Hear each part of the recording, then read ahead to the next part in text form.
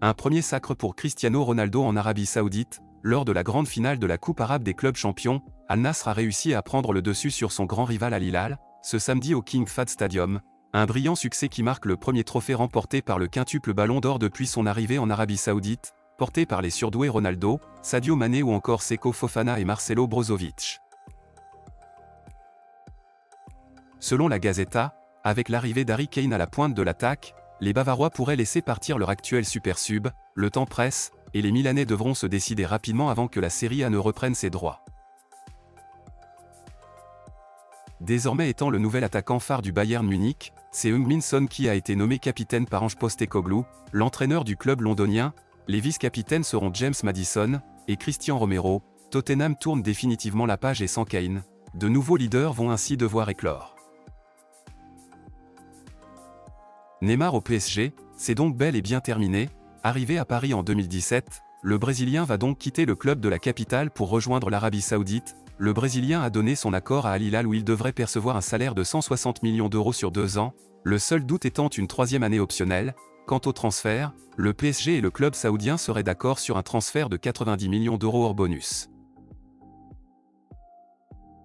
Le Real Madrid a parfaitement lancé sa saison en Liga avec une victoire 2-0 face à l'Athletic Bilbao.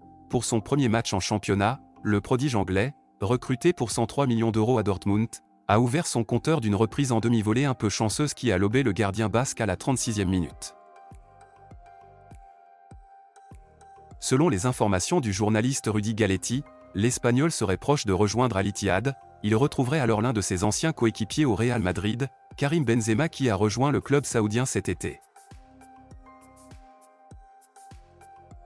Grand favori de la Super Coupe d'Allemagne contre le RB Leipzig, le Bayern Munich a vu du feu dans son Allianz Arena. Impuissants, les Bavarois ont subi la loi du RB Leipzig qui s'est imposée très logiquement.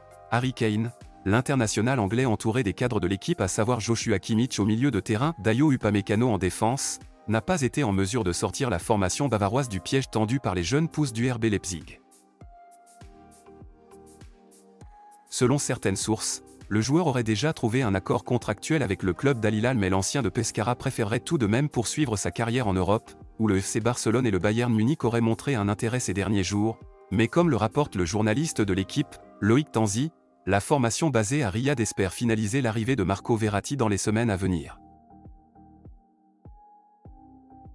Déjà officialisé par le club de Fenerbahçe samedi, le transfert de Cengiz Ünder a été confirmé par l'Olympique de Marseille ce dimanche soir. C'est désormais du côté du Fenerbahçe que l'attaquant de 26 ans va poursuivre sa carrière lors des 4 prochaines saisons. À noter que dans ce deal, Pablo Longoria a récupéré la somme de 15 millions d'euros.